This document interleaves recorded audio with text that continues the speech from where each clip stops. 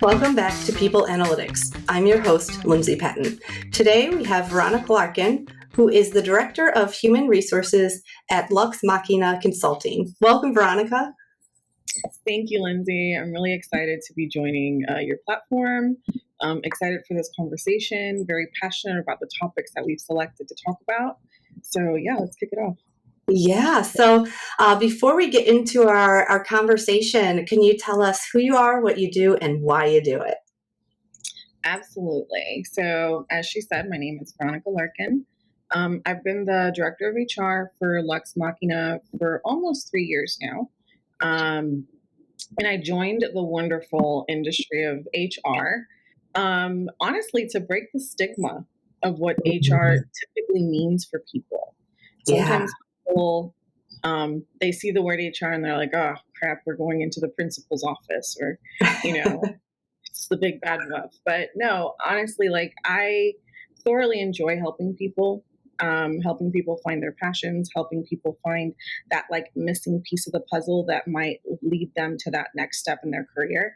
And honestly, HR is all about serving, and I want to promote more of that servant leadership within the HR world. If we do a little bit of that, I think that we will make it a long way within this HR career of ours. Yeah, and I love that you mentioned break the stigma, you mentioned service, because, one common thread that I've noticed for many of our guests is that they're so passionate about breaking that stigma and recognizing that the people, field is really about service. And I think that's such an important mindset to have.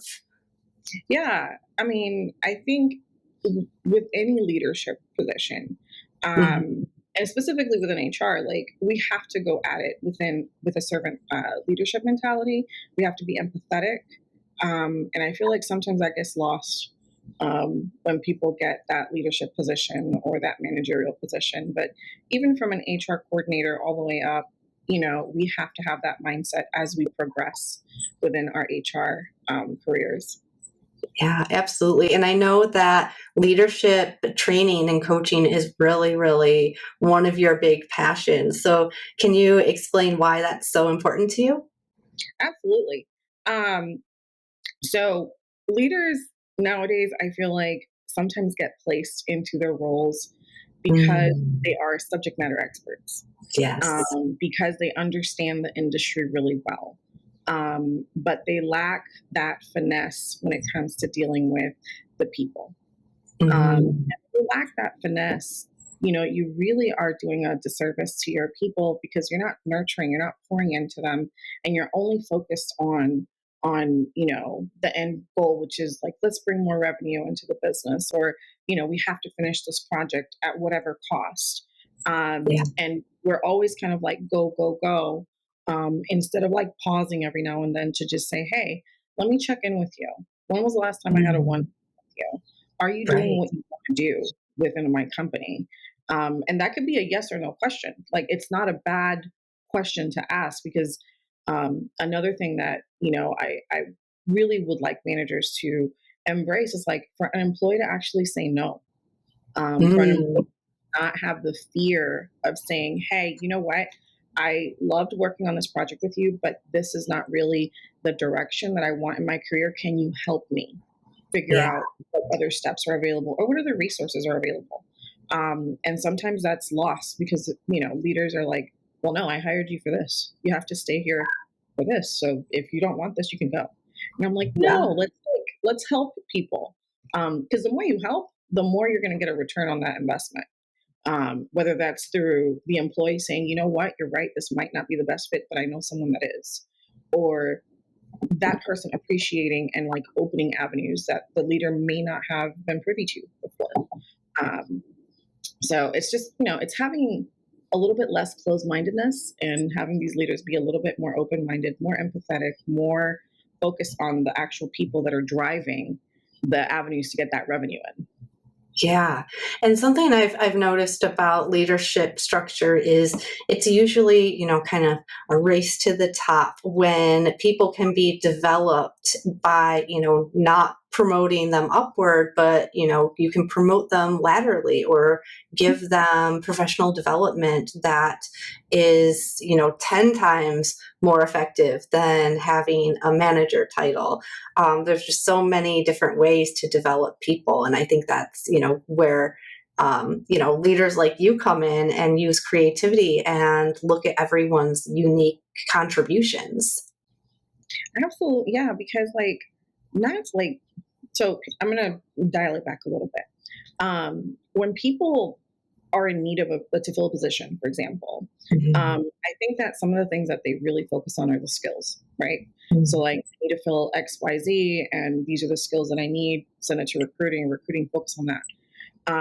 The one area that I feel like they fail to focus on is like the personality. Um, you're building a team. Yes, you're going to need that skill. So obviously, you're going to look for certain keywords and certain key things in a resume. But you also should look at the personality of that person and how that personality is going to gel well with the team, because that could be a Mhm. break it. And the reason that's a make it or break it is because when they focus on the skill sets for hiring, when they go to fire, 90% of the time they're firing because of a behavior issue.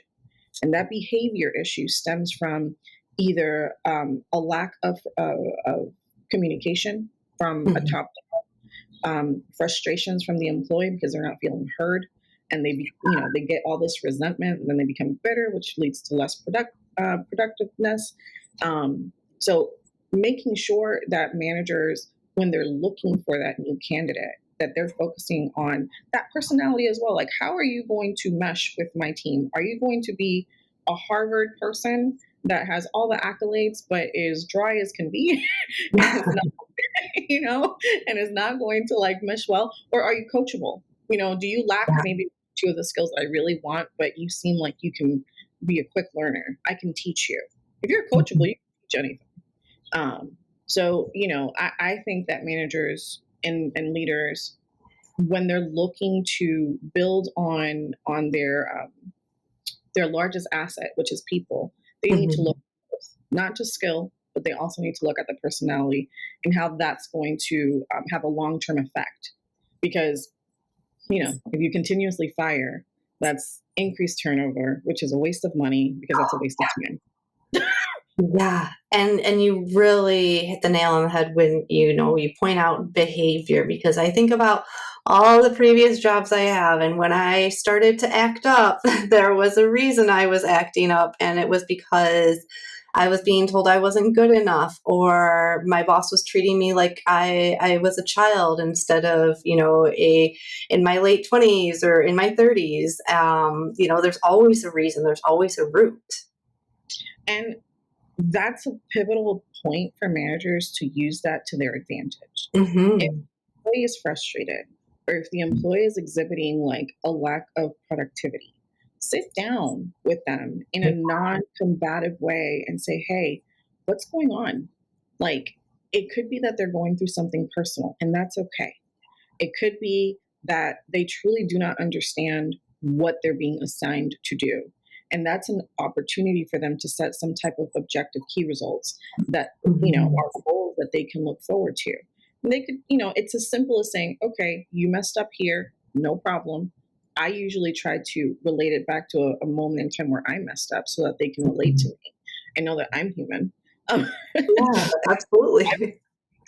and that's okay. But mistakes sometimes are good. That's how you learn. You're not going to always Mhm. perfect, right? But having the manager actually take the time to set those measurable goals and have continuous communication with them, like that follow up is important. It's not just like, hey, let me reprimand because you failed at this project, and that's only going to lead to a low morale. That's only going to lead to an employee that's going to be like, well, I suck, therefore why should I keep trying? Or Yeah. they're never going to see the good in me. I know that I could do it, but he's lost faith in me. And that's because Mhm. you communicated that to the employee, that no, you might still have faith in them, or hey, these are the things I need you to work on. And during the next XYZ period, we're going to check in and see how you're progressing. And that's going to be something that we'll measure you against. And if you're progressing, great. And if not, then as an employer, I'm going to provide you with these resources, whether that's paid continuing education, or there is YouTube videos galore, there is Udemy, there is all these resources that are affordable, for employees to tap into. So yeah. Yeah. And one thing I know that you are very passionate about investing in people. And I can see that with, your time investment, talking about, taking individuals and giving them your one-on-one attention and really taking time to figure out, what can we do? What can the solution be? Yeah. Typically when managers want to do one-on-ones, they're like, oh, we're going into a pit, or we're going into, right? Like, well, I'm in trouble. Yeah. It shouldn't always be poised in that manner.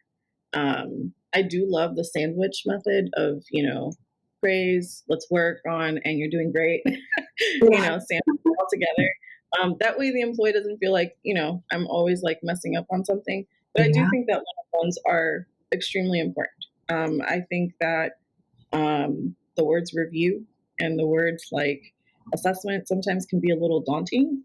Mhm. But if managers utilize a one-on-one on a very consistent basis, that will help their communication. And managers should strive to get to know their team, like on a semi-personal level. Like some people like shy away from that. Oh, I don't need to know anything. This is going to be strictly professional. And yes, it can be strictly professional, but it doesn't hurt to understand like, hey, Lindsay has 2 kids, or Lindsay likes to do this on the side. Managers should find a way to relate. That way, it opens up that door for communication a little bit better. It brings down that wall, because employees are always, especially when they're new hires, they're trying to impress. They're trying to like do everything right. I can't mess up. Oh my God, if I get called in, like it's this like fear thing. I feel like that should be broken from like day one. Like set the tone with your employees from like the beginning. Let them know that you are approachable, that they can come to you. And that will help that relationship, because it is a relationship. That's another thing. Like the employer employee, it's a relationship just like any other, whether you're married or whatever. You got it. You got to pour fuel into it. Yeah, I know you said before it's a two-way street. And I think, there are a lot of employers out there that really feel that they have all the cards. And it's really, it's a collaboration, is what I've learned. The best environments act as a collaboration, in my opinion. Yeah, one analogy that I like to tell my managers when I'm training them is my car analogy. Like when you wake up in the morning, or when you go shopping or wherever, you're expecting that vehicle or that mode of transportation to work. And in order for that vehicle to work, you have to maintain it. You have Mhm. to add fuel. You have to check the engine. And in a business, your people are your engine. So if you're not taking it into routine maintenance, if you're not giving it the fuel that it needs to actually like spark up, it's going to go stagnant. You're going to stall at some point. Your team's going to stall. So they have to consistently like add that nurturing aspect into it, because you're not going to just make your car act all crappy on you, because you want to rely on, you want them to be reliable, right? Yeah. Once you are taking care of it, you have to take care of your team. You have to check in, um, do a team building activity from time to time. Like that's okay to break away and break the monotony of just like, oh, I'm on project, now I'm jumping to the next project, now I'm jumping to the next, Mhm. without doing a check-in, without doing a post-mortem of like how your team did, so that you can understand how to best place them next time. Mhm. Because sometimes, like you said, the leaders are kind of like, they're giving instruction, but they don't take the time to just stop for a second and just like let's just breathe for a second and see how you're doing. Right. So, what helped you as you were coming up as a leader? What have you taken from your own experience of, personal, professional development and apply it? Because I know that you also teach a course called Essential Conversations. So, what from your history have you pulled into, what you teach to, other people? Yeah, so I'll break that down into two. For me, I think it's important to always have a mentor Mhm. throughout your career, whether that's someone within your business or someone externally that you can, bounce your frustration sometimes, your ideas, and kind of like a check in as well. Like, hey, am I on the right track, or am I crazy here? Um, Someone that can give you a non-biased opinion um, and be real with you, because that's the other thing. Like, always be real with your team. Like, don't sugarcoat. um, I feel like employees value honesty and transparency, even if the news is not good. Like, they would value the fact that you're trusting them with that negative information to do what they want with that. It's like it's a two-way street. So like, if we just hold all the cards and we don't divulge anything to the employees, like, how are they going to be able to truly contribute to the root cause of the Yeah. business? um, and yeah, I do train some managers and executives at our current company on a course called Essential Conversations. And the whole premise with that course is to teach people how to talk, you know, to teach people how to just have a casual conversation like we're having right now, and have it not be intimidating when you're meeting with your employees. Mm. Uh, and one of the starting images that I show is a man and a woman that are standing on a ledge. And I asked them, what does this look like? And the images is like they're looking at each other and kind of like all confused and startled. And they're scared. Like, it's an Mhm. employee that's going to, have a review. And the manager's like, I don't know what to say. I don't remember half the things you did this year. And it's because there's a lot of communication there.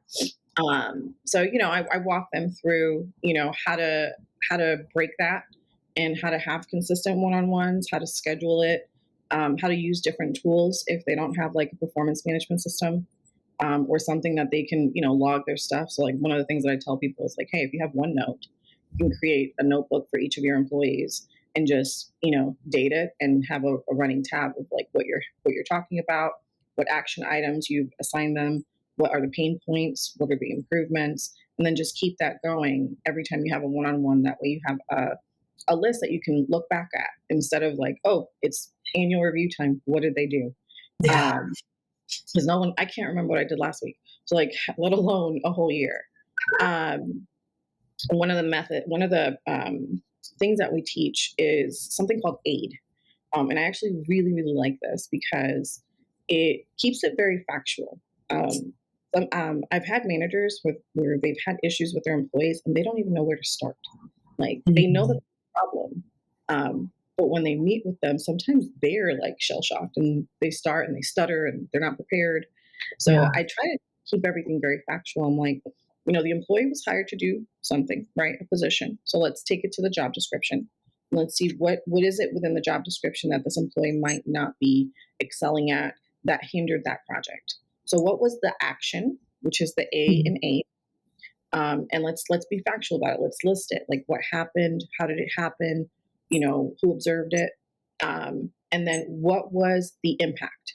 So the impact in this situation is whatever that action was. How did it impact your team? How did Mhm. it impact your project? How did it impact your workflow? Like, was there a hindrance? Was there a success? Because the aid method could work both ways, on a issue Yeah. or on a praise. And then at the end, the D is desired behavior. So, what is the desired behavior you want your employee to exhibit moving forward?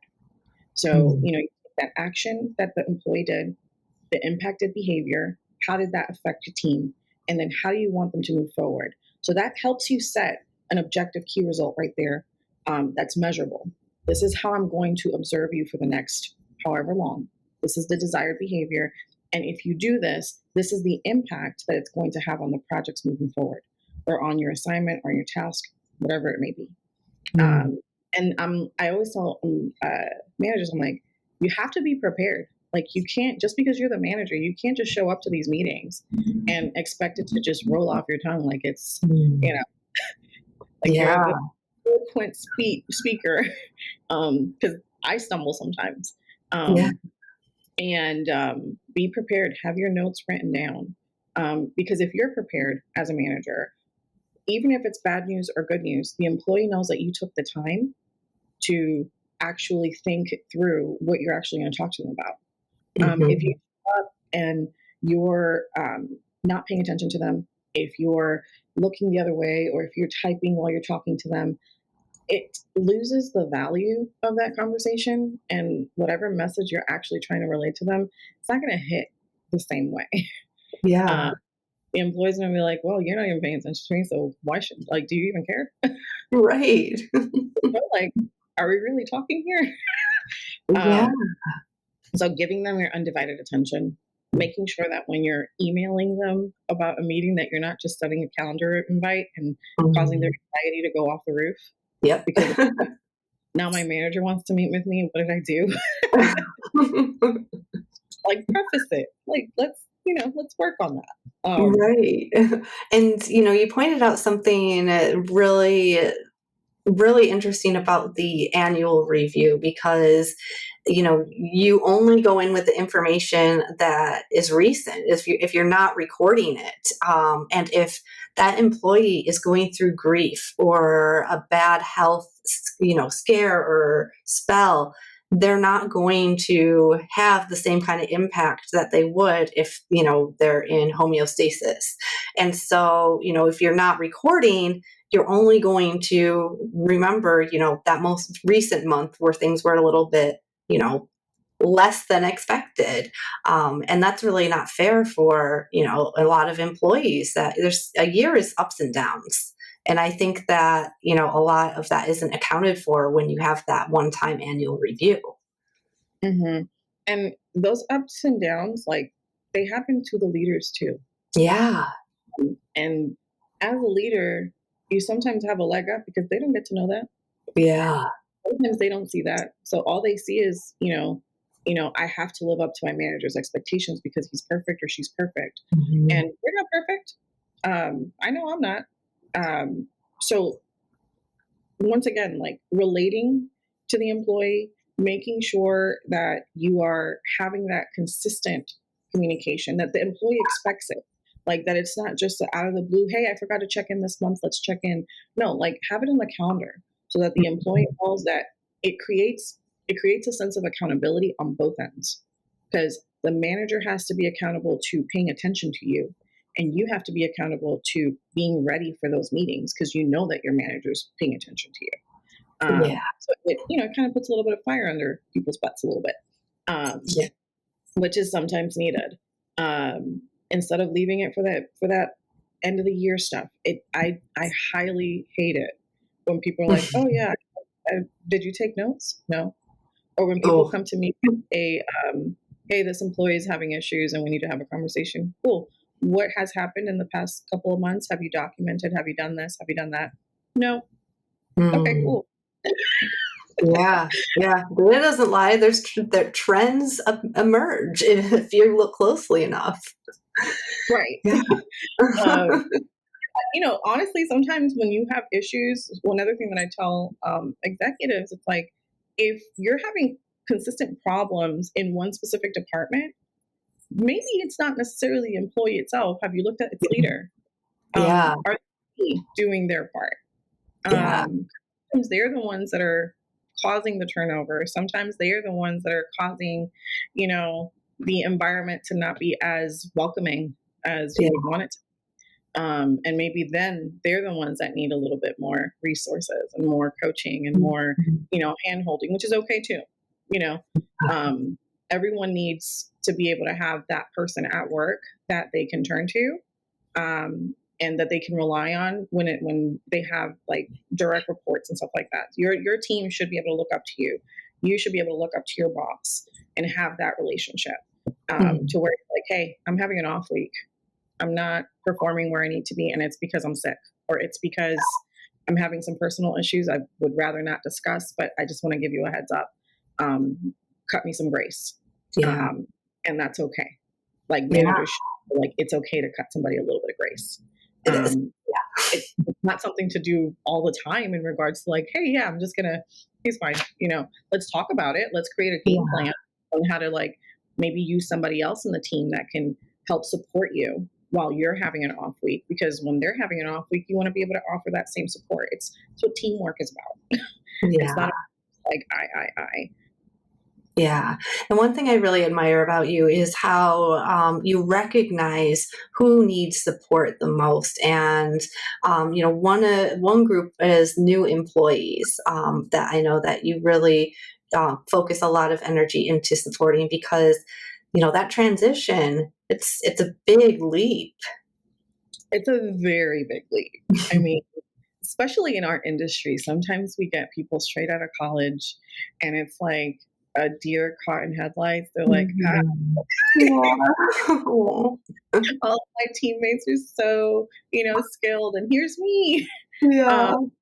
so I think, pouring into them, giving them a buddy, giving them somebody that they can say, hey, look, how do I get to that next step? Or am I doing okay? Or, I won't say his name, but like there was one employee that I hired.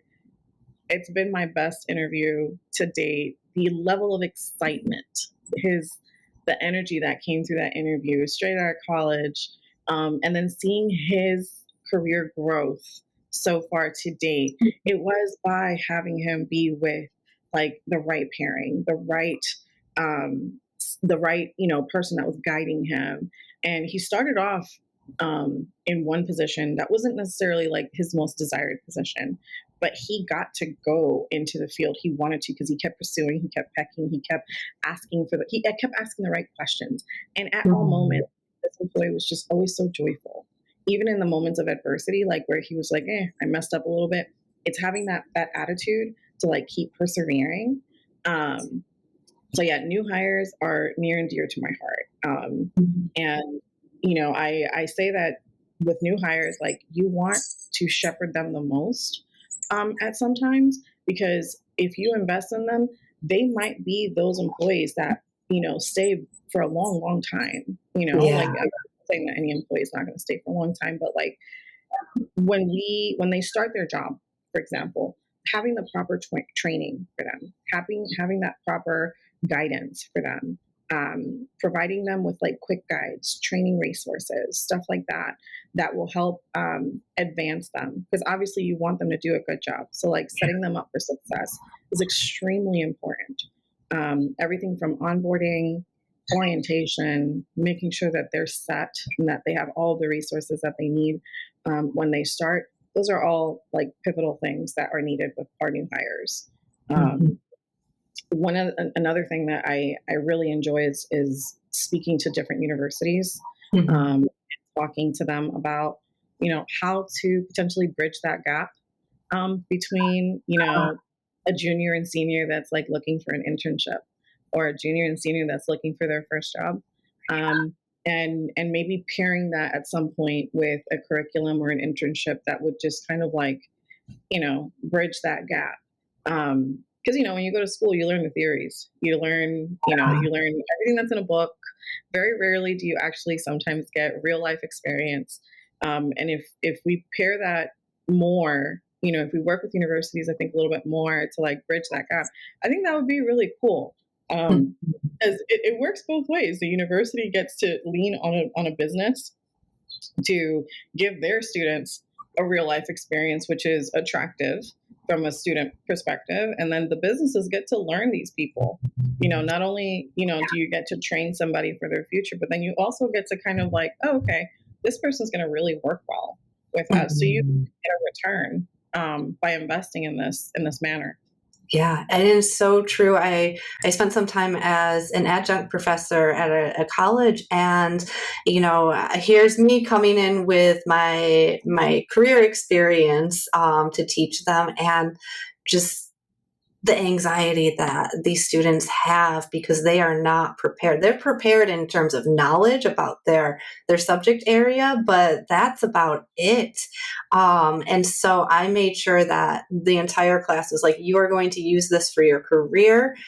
Everything has a purpose. And it was just really eye-opening to see how they responded and said like, wow, like all of my classes should have this kind of information in it. And you're so right. That gap is so huge between college and career. Mm-hmm. I mean, I remember when I started, I was like, I remember learning this in a book. I don't necessarily really know how to do it. Yeah. And now you do it. It's like, okay, cool. Stand by. And I think go ahead. Sorry. No, I was just gonna say, and then you're like hiding in a corner trying to like read the book or like Google it and like, what am I doing? Am I doing it right? Yeah, and just the confidence, like it's really, me, in my late 30s now, I recognize that confidence is so much more important than I thought it was ever in my early years. And just, being able to teach students that confidence of, I know this stuff. That's, an event of in itself. And you gotta tell these people like, believe in yourself. Yeah. You gotta overcome the fear. You can't operate in fear. Yeah. Operating in fear is only going to cause anxiety, worry, doubting, and all those things will happen. Like you're going to find those moments where you're going to doubt yourself. When I doubt myself, I always go with my gut. I'm like, the minute it starts creeping in, and I'm like, I start second guessing. I'm like, oh, should I pick option A, B, C? I'm like, I always go with what my gut says. And it might be right, it might be wrong, but you have to believe in you in order to be able to be successful in any career. And if it's something that you want, a new hire, a seasoned employee, like go for it. The worst that can happen is that they're going to say no. Yeah. And no sometimes is not right now. Yeah. No is, it's all in how you take it, because if it's something that you really want to pursue, maybe the no was no at this business, but a yes and a step up at another, so it's all about your mindset. It's all about, what your personal end goals are as well. And that's where the two-way street comes in. Like, when you work for a company, sometimes you got that dream job that you thought you wanted at XYZ company. And then you get there and you're like, this wasn't really what I thought. And that's okay. Doesn't mean that that's not your dream. It just means that maybe it's not right here.